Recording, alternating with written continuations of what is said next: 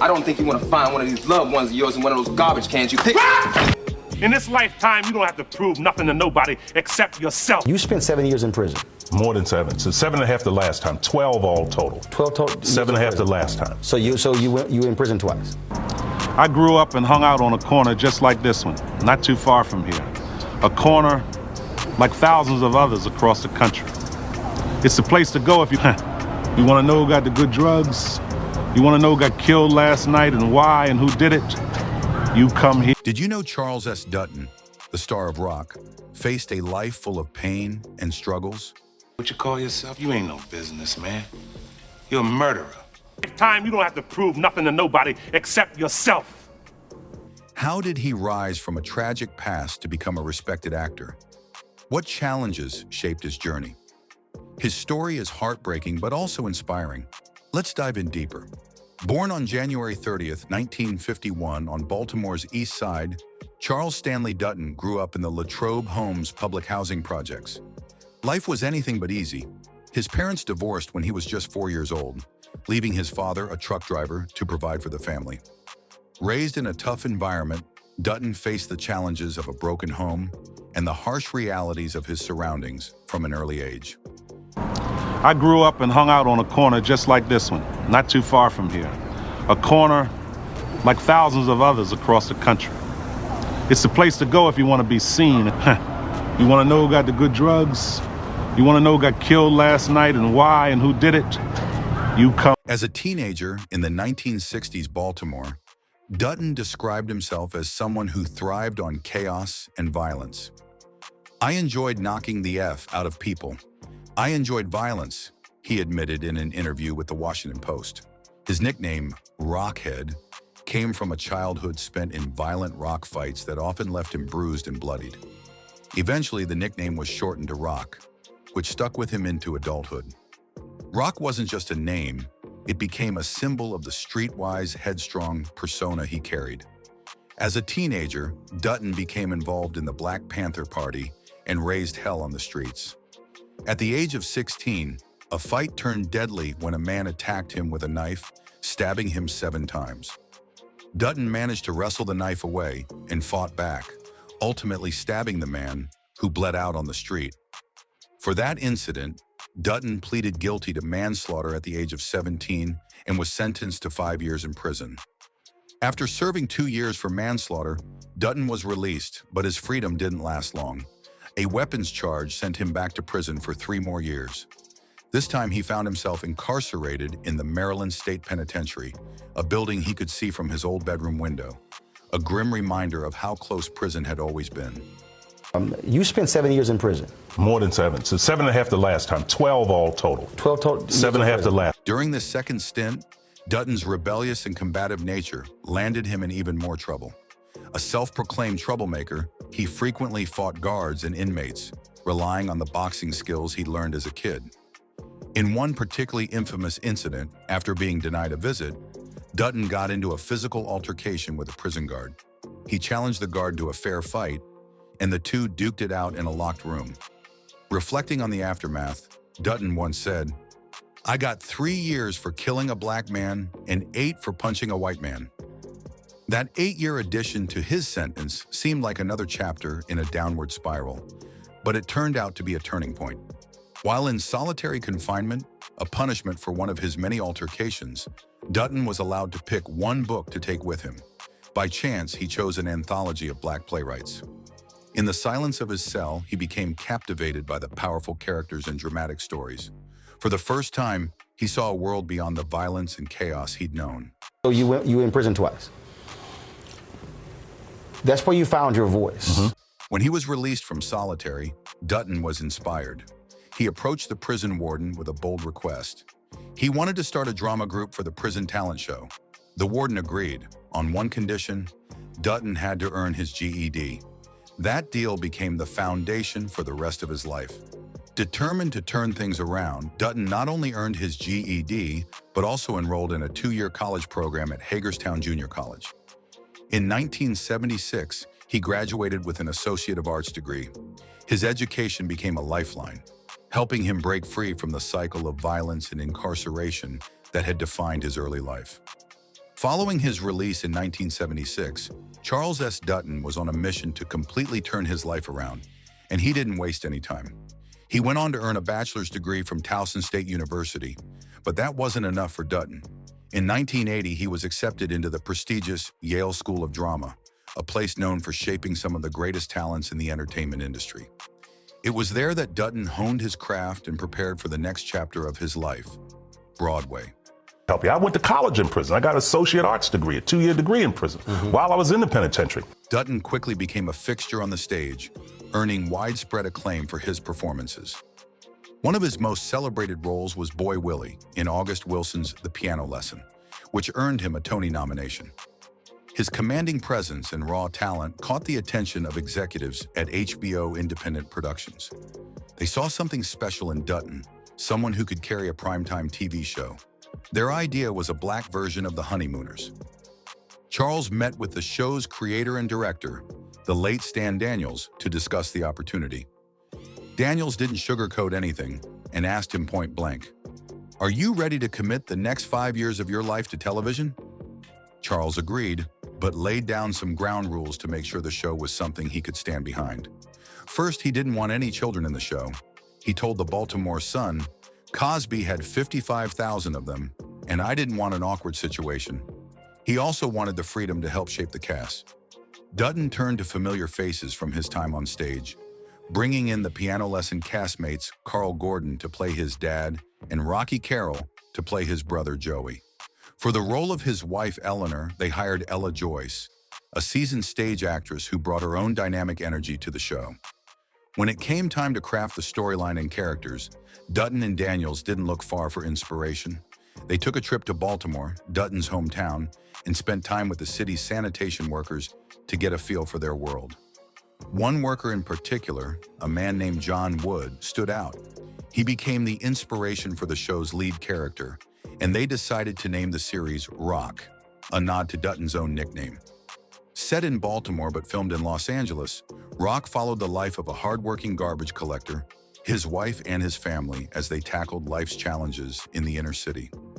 The show debuted in 1991 and quickly drew in viewers, many of whom were captivated by the lead character's grit and the way he lovingly surrounded himself with treasures he'd picked up on his garbage route.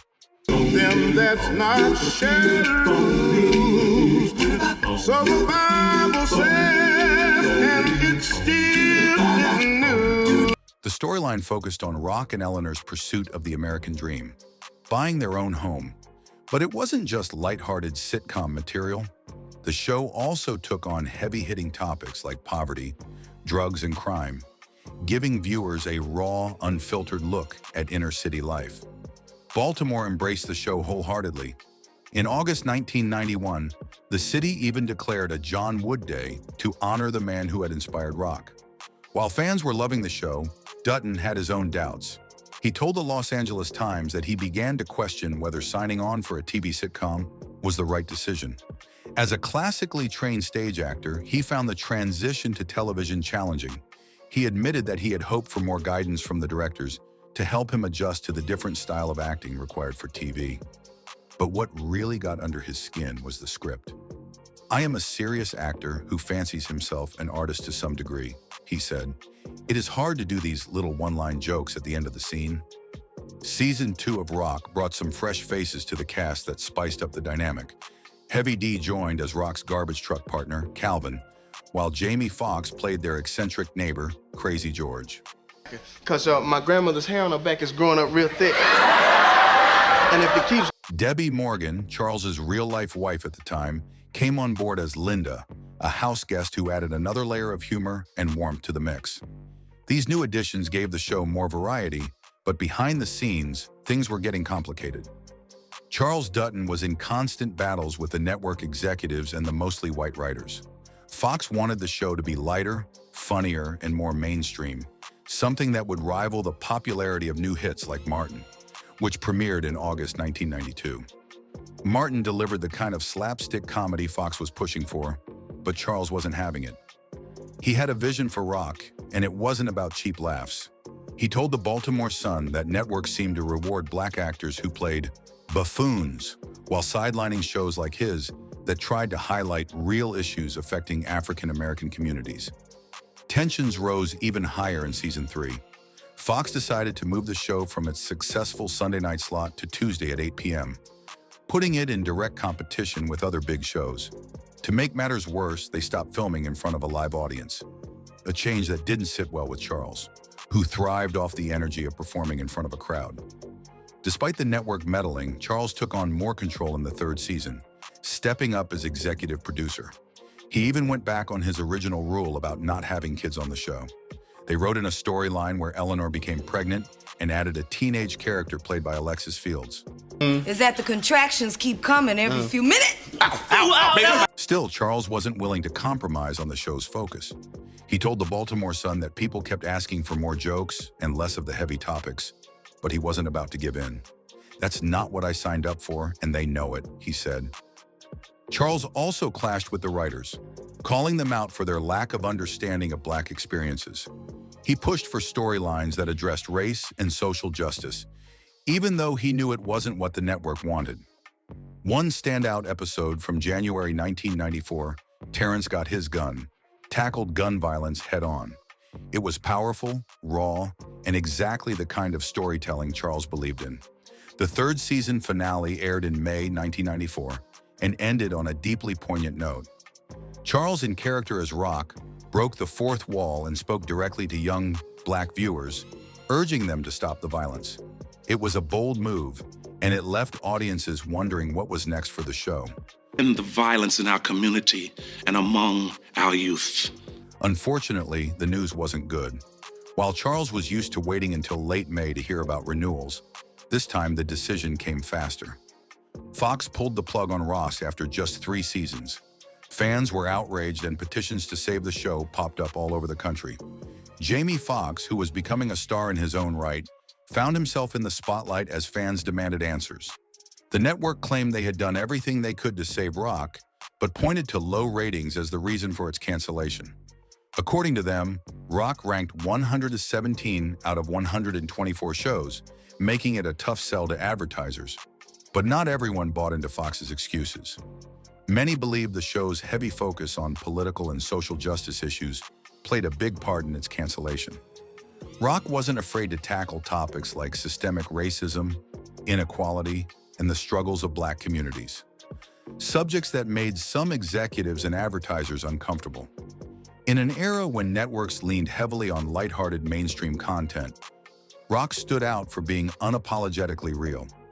Charles later hinted that the cancellation wasn't just about ratings. He believed the show's boldness might have scared Fox, who seemed hesitant to embrace such politically charged narratives. By removing Rock from their lineup, the network avoided potential backlash from advertisers or viewers who didn't want to be confronted with the harsh realities the show presented. Meanwhile, Charles Dutton didn't hold back when talking about how Fox handled Rock.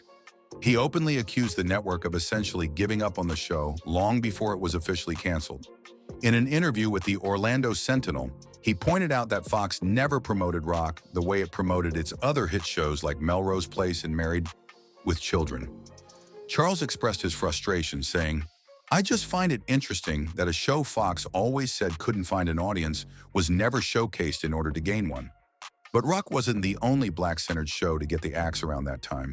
South Central, In Living Color, and The Sinbad Show all faced cancellations as well, leading many to question if the network was intentionally sidelining Black voices.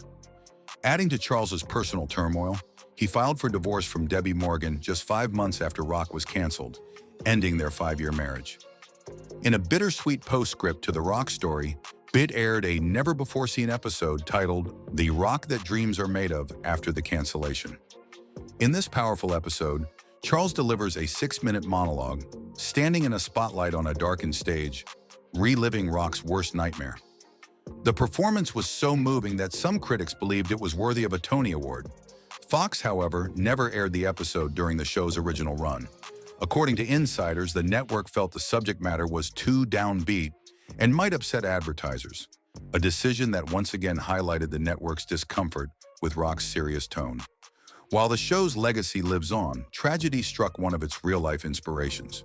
John Wood, the Baltimore sanitation worker who inspired the character of Rock, met a tragic end in April 2013. At the age of 80, he lost his life after an altercation in Northeast Baltimore. A man punched John, causing him to fall down a hill and hit his head on the concrete. The suspect, Lorenzo Thornton Jr., was later arrested. Looking back on Roc, Charles has admitted to some missteps in his approach to dealing with the network. In an interview with the Washington Post, he said he was sometimes impatient and arrogant with Fox executives, admitting that he could have communicated better. But he also said he had no regrets about standing his ground for the vision he believed in. In 73 or 74 episodes of Roc, I don't think there was a moment of buffoonery amid the comedy, he said. I look at the reruns now on BET, and I'm still pretty proud. Despite its brief run, Roc continues to be remembered fondly, though its cast and crew have faced significant losses over the years. Carl Gordon, who played Andrew Emerson Roc, Roc's retired father, was a standout on the show. A former railroad porter in the storyline, Andrew's character brought wisdom, humor, and heart to the family. There's only one thing that'll help me get back to bed once I'm up. What's that? A little brandy. Off-screen, Carl had an extensive career, appearing in films like The Brother from Another Planet and No Mercy. Sadly, Carl passed away in 2010 at the age of 78. Heavy D, who played Calvin Hendrick, Roc's garbage truck partner in seasons 2 and 3, also left his mark on the show. Known primarily as a rapper and record producer, Heavy D's charm and humor added a fun dynamic to Roc. Roc, I shot Andre Thompson. It was me. I did it. His music career soared in the late 80s and 90s, with several hit albums. Tragically, Heavy D passed away in 2011 at just 44 years old. Rosalind Cash, who played Eleanor's social climbing mother, Margaret Carter, was another key cast member. Though her role was brief, appearing in only 3 episodes, her sharp acting and comedic timing elevated the show. Rosalind had an impressive career, appearing in shows like Sister, and Highway to Heaven, and she was also a successful singer and voice artist. Rosalind passed away in 1995 at the age of 56 after a battle with cancer. Another loss to the Roc family came with the passing of Baha Oklo, best known to fans for his small but memorable appearances in the comedy drama. Baha was featured in just 2 episodes of the show, but left an impression with his natural charisma. Sadly, Baha passed away in 2005 at the age of 56 after suffering a heart attack.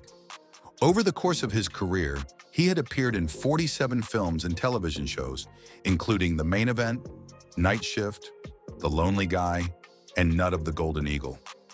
Hugh Dane, another beloved member of the Roc cast, also passed away. Hugh played Fred in 4 episodes of the series. Although his time on the show was brief, he brought joy to fans with his humor and warmth. Hugh is perhaps best remembered for his iconic role as Hank the security guard on The Office. Listing all activities security.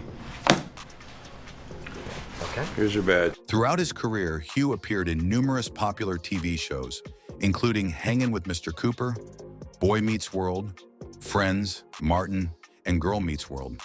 Tragically, Hugh Dane passed away in 2018 at the age of 75 after battling pancreatic cancer. Another familiar face on Roc was James Avery, best known for his unforgettable role as Uncle Phil on The Fresh Prince of Bel-Air. Avery made a brief appearance on Roc during its 1992 season, adding his signature gravitas to the show. Yeah. Dale Hammers. I'm sorry I hit you. Beyond Fresh Prince, Avery had a remarkable career, appearing in shows and films like The Brady Bunch Movie, Lost, The Third Wish, and Spirit. His talent and presence made him a household name. But sadly, James Avery passed away in 2013 at the age of 64 due to complications from heart surgery. Even legendary entertainer Lou Rawls made a guest appearance on Roc. The 3-time Grammy-winning singer and producer appeared in a single episode in 1994. Lou's career was illustrious. He sold over 60 million albums and became known for his smooth baritone voice and timeless hits. Unfortunately, Rawls passed away in 2006 at the age of 72 after a long battle with lung cancer. Despite the show's cancellation and the passing of so many of its contributors, Roc left a legacy that extended far beyond its short 3-season run. As for Charles S. Dutton, his career didn't just survive Post-Roc. it thrived. After the show ended, Charles shifted gears and explored different creative avenues. In 2000, he stepped behind the camera to direct the critically acclaimed HBO miniseries, The Corner. The project was a powerful exploration of the struggles faced by a black family in West Baltimore as they grappled with poverty and addiction. Dutton's direction brought raw authenticity to the story, earning him widespread praise and an Emmy Award for Outstanding Directing for a miniseries movie or special. The success of The Corner also marked the beginning of a fruitful collaboration with writer David Simon, who went on to create the iconic series The Wire.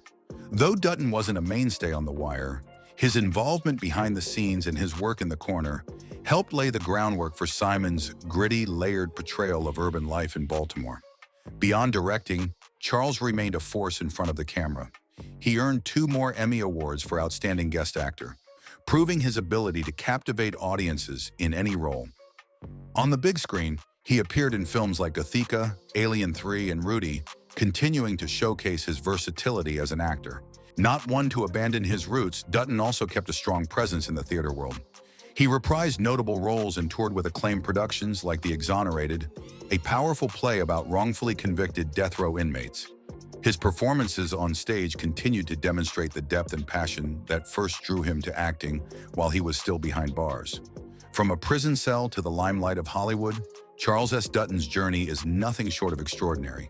His resilience, determination, and unwavering commitment to authentic storytelling have left an indelible mark on the entertainment industry. With over 110 credits across movies, TV, and theater, he's proven time and again that he's more than just an actor. He's a storyteller with a mission,